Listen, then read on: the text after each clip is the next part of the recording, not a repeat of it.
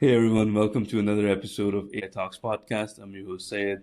In this podcast, where we talk to business leaders, thought leaders, and industry experts to get to know their success story to help you craft yours. Today, we are excited to have Prabod Kadam, the CEO and principal consultant at Consul Solution.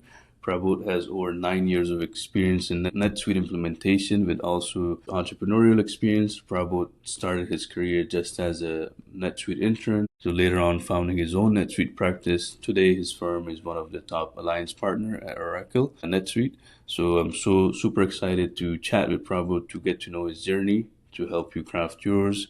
Prabod, welcome to the show. How Doing are you doing great, today? doing great. Glad to be here. How you doing? So it's an honor for you to join us. Yeah, I'm doing fine as well. So, Prabod, I'm just gonna start off with some few rapid fire questions to get things going. So, tell me about your favorite vacation spot. I have traveled a lot, so I'm an avid traveler. If I get an opportunity to travel anywhere, I'll just pack my bag and leave. I'll say Philippines is one of my favorite spot. Good scenery, good heritage, good food. It's a nice place to be. No, I have never been to Philippines, but I've been to Malaysia, which I don't know. Have you been to Malaysia? How different it is from maybe those countries are probably in terms of weather, they're probably similar, I I guess, haven't right? The Thailand, I Philippines, haven't been to Malaysia, all Malaysia this. to be honest with you, but I think I've been to Thailand, Okay. Philippines, and a couple of other Asian countries. But I love Philippines. It's a quiet place and good scenery to enjoy over there. Well, then hopefully I can add that to my bucket list. What about books that you're reading? Any favorite book would you recommend to the audience? I will say, I'm big on, business books, business related books, or personality development books. So the one Yeah. that I like a lot is Golden Principle by Napoleon Hill. So it's a book that talks more about entrepreneur, Okay. uh, discipline, what kind of how you should strategize your goals. So it's related to more of that and how you can set yourself for success. So I enjoy that a lot. Nice. What about like if you could have a dinner with a popular figure, who would that be and I why? think a lot of young entrepreneur in tech will agree. I think Elon Musk will be one of the person I will enjoy to have dinner with. It'll be a good place to grasp the knowledge. He's been there in the industry for decades and been at the top for so long. I think there's definitely something to learn, and I'm sure it will be a pretty interesting conversation. Yeah, it will be on Earth, or are you planning to have it in If Mars? he is sponsoring for me to be at Mars, I'm open to it. That's crazy. I mean, with the things you have done, it would be crazy if Mars, and it's just hard to imagine how things would be there. But if Elon is doing it, Yeah, it's I'm possible. sure. But yeah, in terms of, I wanted to shift the focus on your story now. I know I read and did a lot of research around your journey, which was pretty inspiring, and that's why I wanted you to come on the show because I feel like a lot of people in this space can learn tons from you and your story. So, your journey from being a NetSuite intern, starting off your career in practice, and you're doing very well at Console Solutions. So, what motivated you to, start your own consulting firm? And when you were,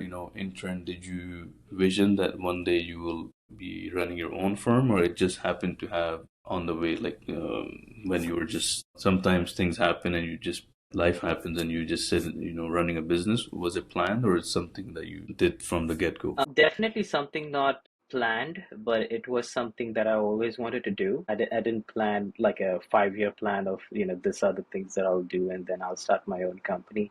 That Yeah. never happened. It was more of like, I want to do it, but I don't know when or in what I'll do it. So NetSuite, it's something that happened.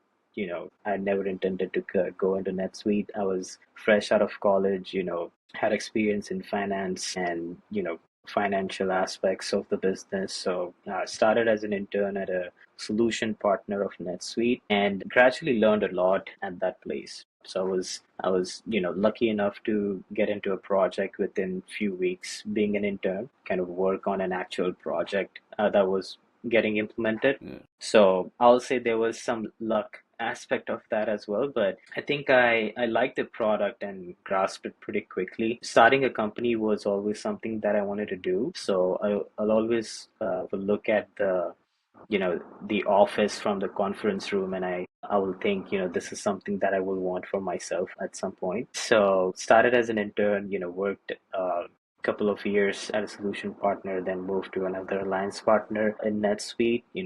At that company, I really learned more about the business. So, how you run business, how you manage clients, how do you talk with them, how do you network. So I think my journey throughout being an employee has taught me a lot on how I can run my own business. And at a point, I thought that this could be the right time. You never know what's the right time. You just have to take a step forward and Yeah. have a leap of faith, and you just do it. So that's what I did, and that's why I'm here. Yeah, no, I think a lot of people, there's difference between executing and then just dreaming, like you're dreaming about it, but you kind of like did it as well. So, but probably on the way you faced some of the biggest obstacles. So I wanted to ask you those, like when you were starting. I know you had good experience in how this industry works, but when you go into entrepreneurship, it's still a big new change. So tell us, like, what were some of your biggest obstacles that you faced, and how were you able to overcome them? Definitely. Now, when you're working for someone, you're just performing one role at that company. But when you're starting your own company, you have to wear multiple hats. Some of those roles you have never experienced it, right? So you learn as you go. So I never had operational experience or company structure experience. So those things were kind of something I had to learn on my own, and kind of build upon company policy. What I learned throughout my journey as an employee is a policy at a company is important, right? So you have to have certain policies in your company based on which you run your organization, and have a clear vision on how you want to run the company. So those were the things I think I focused on early on, and that's why we have it kind of settled at this point. But it's still something that you grow on, and make changes as you develop as an organization. Some of those policies or visions were applicable when I started the company, just me, alone in the company. But I think now that we are growing, there might be some changes that we might Yeah. have to bring in. So I'll learn more as we grow more. Yeah, no, that's fantastic. Like, but in terms of, especially in this industry and the role that you have to deliver to a client, it's a lot of, you have a managerial aspect and then you have a strong technical aspect of things. And I feel like you are being a principal consultant and also CEO, you're probably diving, dipping your hands. I mean, as you have said, wearing multiple hats, but doing both is really, it takes, a lot of different type of skill set.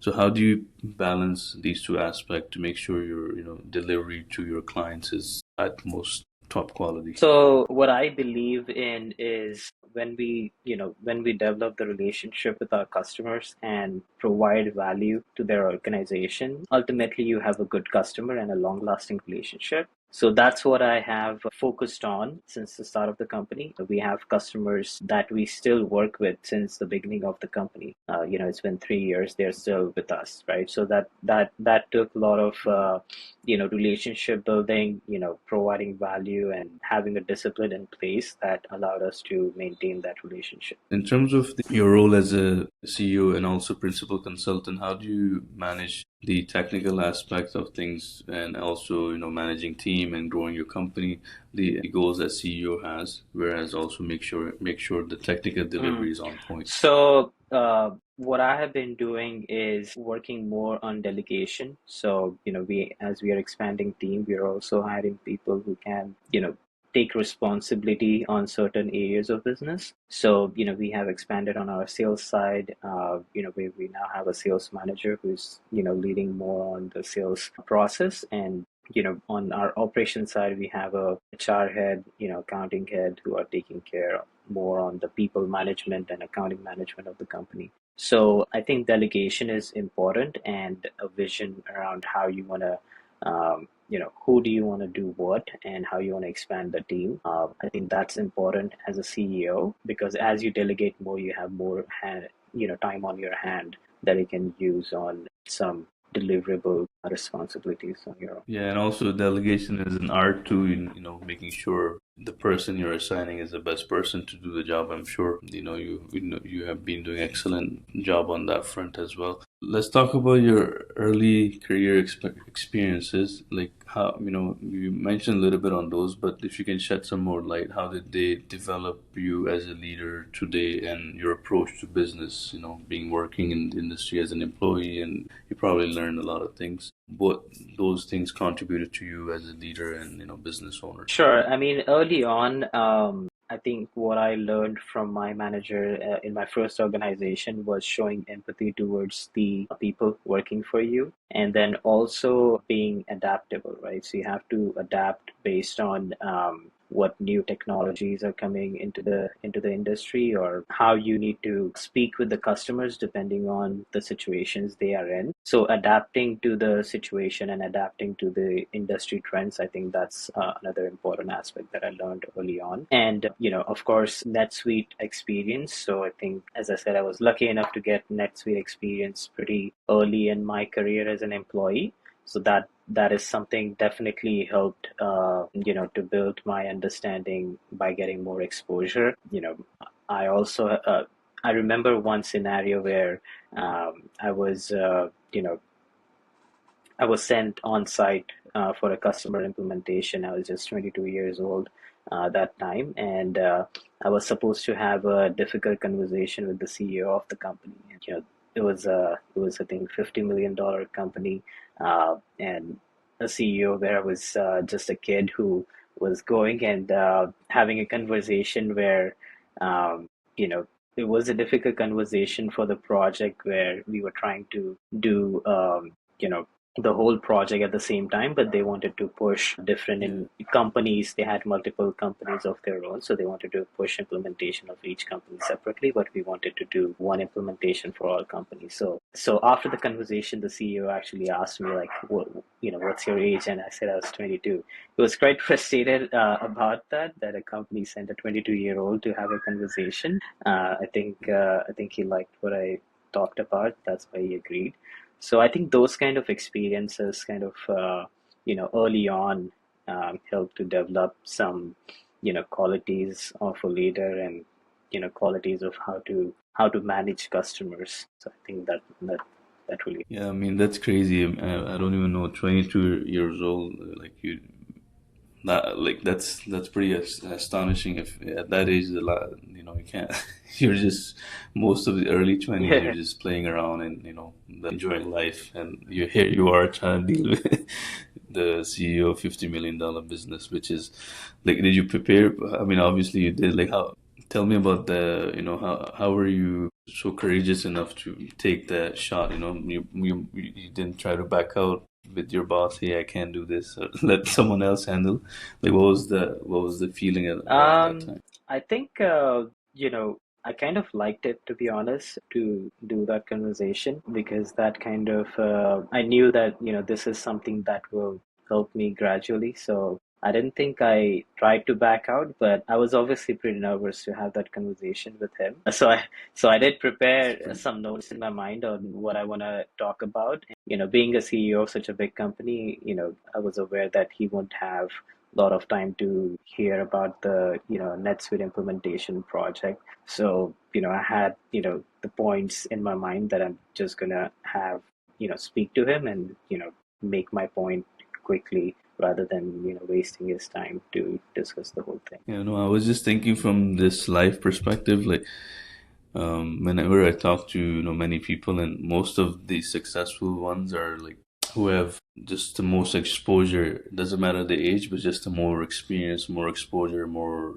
things in their under the belt. So this is one of your example. Like, that experience probably taught you so much that if you didn't take that, you might not learn a lot of things which you are implementing in your own company. Yeah, I Um, think it's I think that definitely helped build some courage in my mind. That, if I can yeah. speak to the CEO, then I could probably speak to anyone. So And yeah, I think that definitely helped to build some courage in your mind. And I can only imagine the feeling on your way back home or the office. You must be so, like, happy, ecstatic about. The good thing is it went well. I mean, even if it went other way, it's still a big deal. But I'm just picturing the feeling you might have around, so like when victory type of feeling when you're just heading back with the win. In terms of, I want to switch the discussion a little bit more on the industry insights. The because we want to we're talking to folks who are in NetSuite and who are either consultants or senior leaders in this industry. So from your experience, what are the most common misconceptions businesses have about NetSuite, and how do you address them for your, customers, and how do you educate the potentially new clientele that you get? So one of the most misconception that I have heard is, that NetSuite is only for a big company because it comes with a tag of Oracle. But what we have seen or experienced is that, NetSuite is a versatile product, right? So it can help a company which is a pre-revenue company to a company who is public in a stock exchange, right? So we have seen multiple organizations using NetSuite. So it's not a fixed industry or a revenue cap until which you can use NetSuite. So I think it's a pretty versatile product. So that's the biggest misconception I have heard about NetSuite. I see. And in terms of the ERP implementation, in your opinion, what are the common mistakes you see businesses making, and how can they avoid those mistakes? So the biggest mistake is ignoring the change management, right? So not just for the executives, but the people who are actually going to use the product or use NetSuite, right? Because they have been using a certain tool or a certain product as per their process, right? And to suddenly change that process, that takes a big toll on them. So you have to plan for change management early on by implementing, training or, walkthroughs pretty consistently throughout the implementation. And I think that's something, is missed out during a NetSuite implementation. And in terms of the challenges that you see people face in this industry, whether it be implementation or just some people also have issues when they implement and they don't see the timing of implementation. Maybe it's too early or too late, those type of issues. But in your opinion, what are the significant challenges in this industry, especially in NetSuite, and how do you address them within your company at Consul? So planning of implementation, right? So whenever you are starting an implementation, you have to clear plan around a timeline.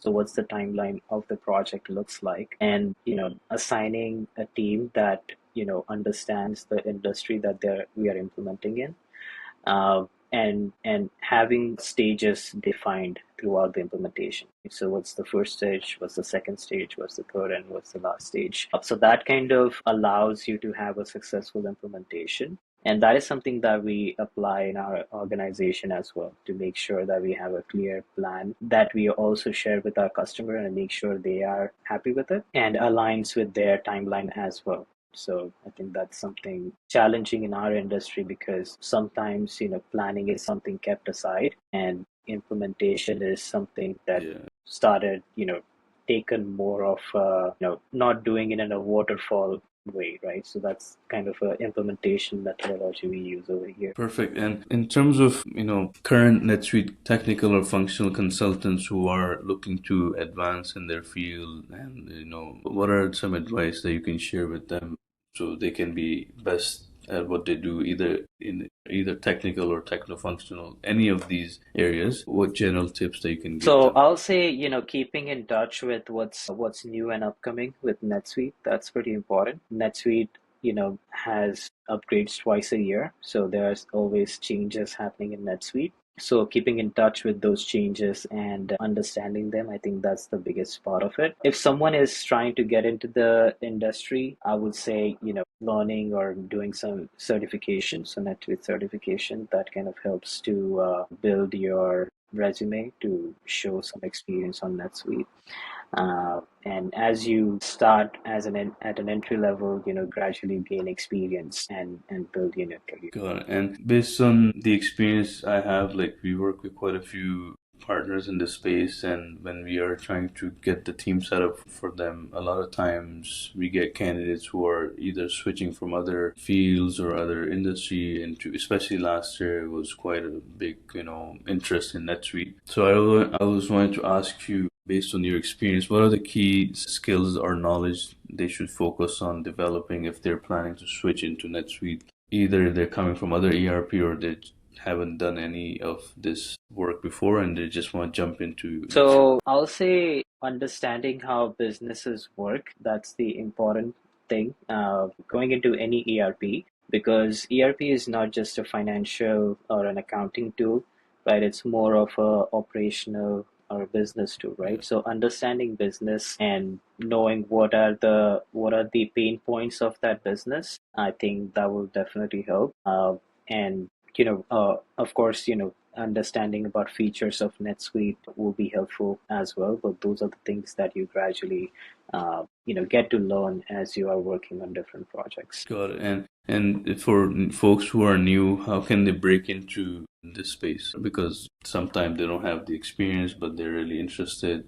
And it's quite a competitive space as well. You have to be really good at to join good consulting firms when it's kind of like a catch, 20. What guidance or tips you can provide for the newbies in this space? I think the career path for technical consultant and functional consultant is different. So, anyone who is trying to get more into the technical aspect of it, I think learning about JavaScript, gaining some knowledge around that, I think that will help in, getting into a NetSuite implementation firm. On technical side, for the consultants, I would say, learning about NetSuite. So NetSuite has a free, YouTube playlist where they have demos of different features of NetSuite. So going through that, understanding about what NetSuite has, how NetSuite solves company problems, I think that is something will be advantageous for consultants who are trying to get into NetSuite. Great. And in terms of your own team, what are the top three qualities that you look when you're hiring, new consultants for Consul, whether it be technical or functional? So the first and foremost that I look at is the technical knowledge of them, right? So technical or functional knowledge about NetSuite.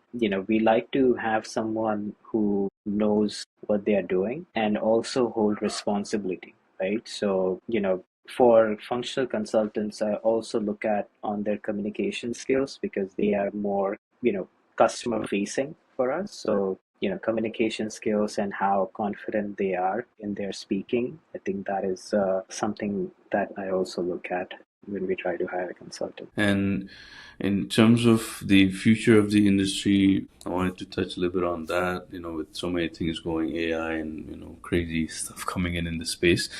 What do you think the future holds for, ERP systems? I want you to focus on NetSuite. Where do you see it in the next 5 to 10 years in your I think opinion? AI is going to be a big aspect of NetSuite. I mean, Oracle as a whole is, the best output of an AI is something that, is a tool that holds most data. So Oracle is an organization that has a lot of data, available for them. So I think there's definitely going to be some changes on the AI side and also on user experience, right? So NetSuite invests heavily on user experience, Yeah.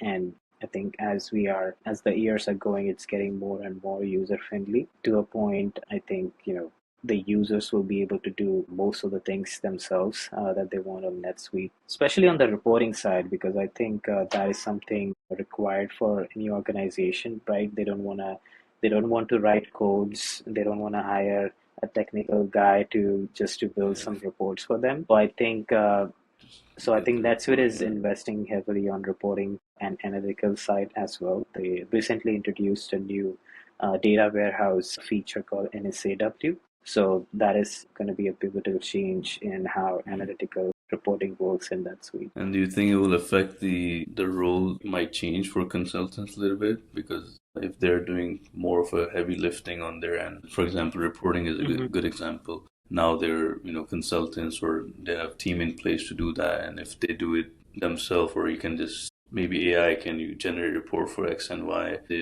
what do you see the role of the consulting shifting to, or you think it will still remain the same because it's still a little bit complex to get the exact thing what the companies would look for from Um, these things? w- the understanding I have of AI, it's a tool that you can use to help you out, right? So it's not something that will produce results for you on your own. You need to have a driver with an AI tool, Yeah, right? And consultants' job is always to be an advisor. So the job of consultants are going to stay the same. Obviously, how we do it might change, but there's always going to be a need of consultants to guide customers on how they can get the results that they want. I see. And I wanted to go back to career guidance of things. So, sometimes people get into a hype. This thing is picking up. I want to get it. I remember, I think a year or two ago it was cybersecurity. Now it's AI. Like every other person wants to get something.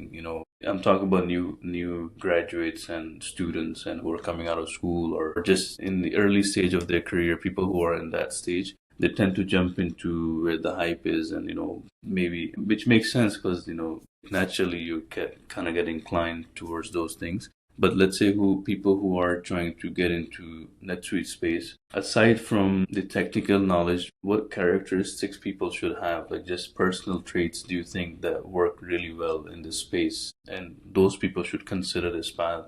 And if they don't have that, you would say like, hey, it would be hard for you to survive in this space because maybe this type of personal traits are missing for you. What are your thoughts into that? So they can kind of like know themselves and then jump into, the field. I will say a good consultant, especially for NetSuite, is someone who also have a technical understanding, right? And has curiosity on the technical aspect of NetSuite, right? Because for you to be an advisor, you need to know ins and out of the product. So, I think Yeah. NetSuite is, a career path for someone who has curiosity towards technology, right? Because being a NetSuite consultant is not similar to being a business consultant, right? I mean, it does have some aspects of business consulting, but business consulting doesn't require technical aspects, right? Which you do need if you want to be a NetSuite consultant.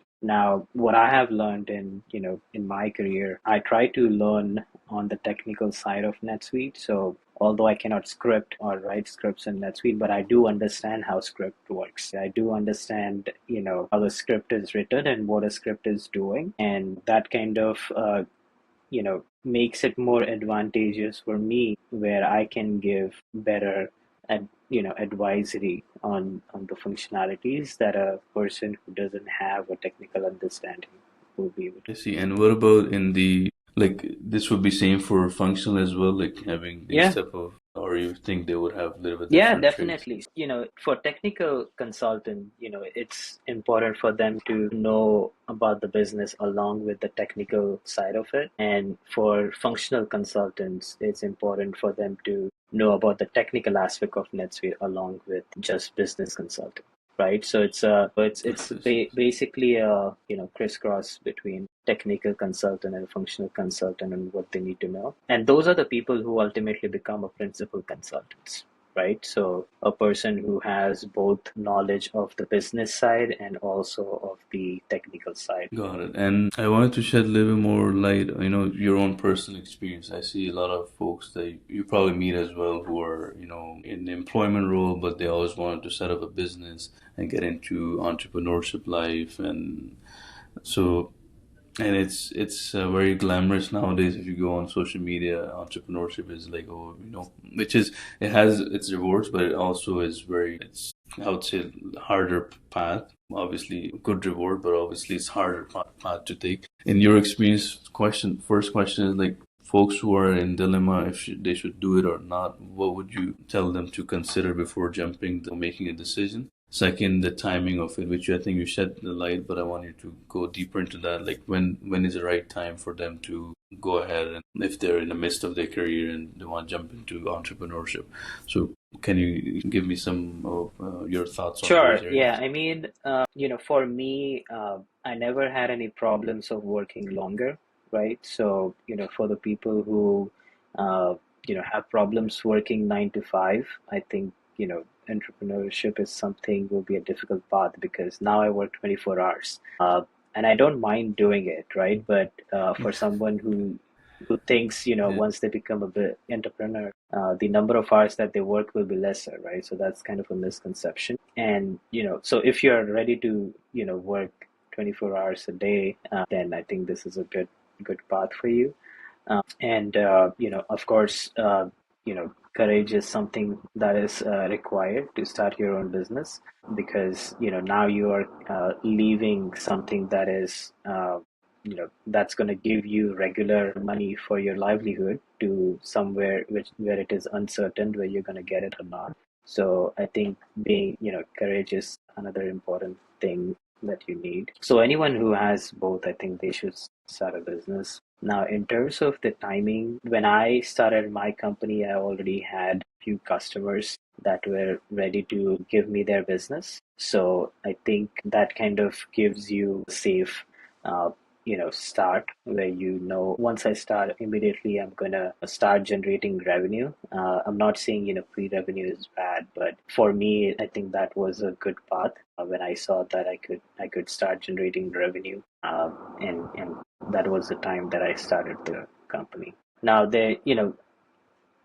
now, as you said, right, business is something, it's definitely in a harder path, right? It's not easy than working as an employee. And as you go Yeah. along and, work as a work, sometimes you think whether if I go back and start this thing again, right, you probably wouldn't do it, right? Because you know how hard it has been. This is something that I also heard from CEO of Nvidia a couple of weeks ago. When I heard that, I thought about myself whether I'll do it again. I probably would, but I'll think more. It's definitely not a easy way of you know. 100%. Sometimes, yeah, I also think on this, and it's ignorance is a bliss is perfect here. If you Yeah. know all this, then it's probably starting business. No one would ever start, but as I think it's first after a certain time, it's sort of the lifestyle starts to grow. You grow in it, and then you don't want to go back. It's sort of like an addiction as well. I mean, addiction is a strong word, but the momentum that you build when you're building a business and then going back and doing it. I mean, if times are tough, you should always be open-minded, but it's a whole different mindset. So I completely hear you on that. In terms of what is the future for Consul? Like, where next 5 years, where are we looking at? What's your for next little while that you want to take your business? So the goal is definitely team expansion for us at the moment. So, we are hiring multiple roles, filling up the areas that, we feel will help us grow as a business. So that's definitely the next step for us. For the next 5 years, I'll say definitely want to be the one of the best consulting firms out there and be in a position where we can take where we'll be able to work with any company that we want. So that's definitely the plan. Last question, Prabod. I know your time is, I'm really grateful for time you have given us. So one more question. In terms of the one advice that you would give your younger self, what would that be? Whether it be career, life, anything. What would you say to your 20-year-old, or maybe, I mean, 20-year-old, you're already pretty mature. So let's go back maybe 15, 14 years old. What would you say to that? Sure. I'll say, 14, 15 years old, I'll probably give an advice to, learn as much as I can. Don't worry about what's gonna come next or what you're gonna do in your future. Just learn, in the flow, embrace any risk and, capture any opportunities that come along. I think that's the best advice I can give myself. Stay curious and keep learning. I Yeah, stay think that's curious. the best thing. Yeah, especially nowadays with so much information on everyone's hand. I think that's rather than wasting time doing other stuff, the best thing is to keep on learning and growing. Well, thank you so much, Prabod. Thank you for the Yeah, time you have given us. It was an honor for me to yeah. chat with you, and I'm pretty sure the audience will learn a lot from the insight you have shared about the industry, about your story, about your tips and tricks, and looking forward to having you back if your time permits. And thank you everyone for tuning in today for another episode of HI Talks. And stay tuned for more episodes just like this. All right. Thank you, Prabod. Thank you, Syed. I think this was thanks for allowing me to share my story, my experience. I think this is the first podcast that I did, so I was quite nervous, but I think that Many more to this was come. good. Yeah, definitely many more to come. I'd love to come back for sure. For sure. Thank you once again. Take care, everybody.